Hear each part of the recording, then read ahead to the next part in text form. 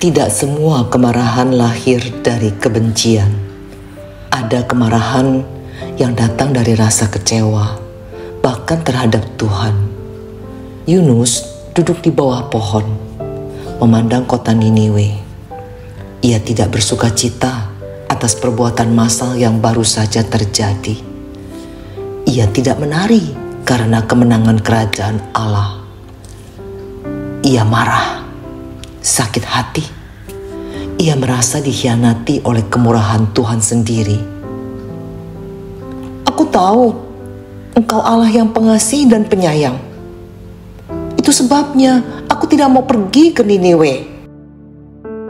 Yunus adalah potret kita semua ketika kasih Allah terasa tidak adil. Ketika kita melihat Tuhan mengampuni seseorang yang menurut kita tidak layak diampuni. Ketika Tuhan memberkati mereka yang dulu menyakiti kita.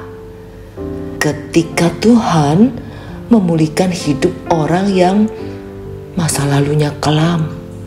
Dan kita berkata dalam hati, kenapa Tuhan sebaik itu pada dia? Kita bisa saja berkata kita mengasihi Tuhan, tetapi ternyata tidak siap menerima keadilan Tuhan yang dibungkus dalam belas kasihan. Sakit hati pada Tuhan bisa lahir dari kelapangan dada yang belum terbentuk. Kita ingin pengampunan dari Tuhan, tetapi berat hati saat melihat orang lain menerimanya. Kita ingin Tuhan melupakan masa lalu kita, tetapi kita sendiri menyimpan catatan panjang masa lalu orang lain. Yesus di atas kayu salib mengampuni penjahat yang tergantung di sampingnya. Sejenak bayangkan jika engkau adalah ibu dari salah satu korban si penjahat itu. Apa yang akan kau rasakan ketika Yesus berkata, hari ini juga engkau bersamaku di Firdaus. Apakah hatimu akan bersorak atau hancur? Begitu juga Paulus, seorang yang pernah menjadi teroris bagi gereja. Namun Tuhan memilihnya, mengasihinya, dan memakainya. Dunia mungkin belum lupa, tapi Tuhan sudah menghapus catatannya. Saudaraku, maukah kita membiarkan kasih Tuhan membentuk hati kita, bukan menghancurkannya? Maukah kita percaya bahwa Tuhan tahu siapa yang Ia ampuni dan mengapa Ia mengampuni mereka?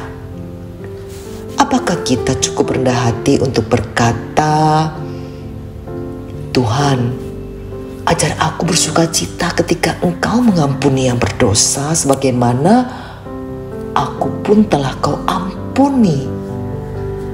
Jangan hidup dalam bayang-bayang masa lalu seseorang yang sudah Tuhan tebus. Karena jika tidak hati-hati, kita bisa menjadi orang yang sakit hati kepada Tuhan. Hanya karena Ia terlalu baik bagi orang yang kita anggap terlalu jahat. Mari kita berdoa. Tuhan Yesus, ampuni kami bila kami pernah sakit hati terhadap kasih-Mu. Saat Engkau memberkati mereka yang pernah menyakiti kami merasa Engkau tidak adil. Saat Engkau mengampuni orang yang dosanya besar, kami merasa terluka. Tapi hari ini kami mengerti Engkau adalah Allah yang penuh kasih dan pengampunan. Tidak ada satupun yang layak termasuk kami.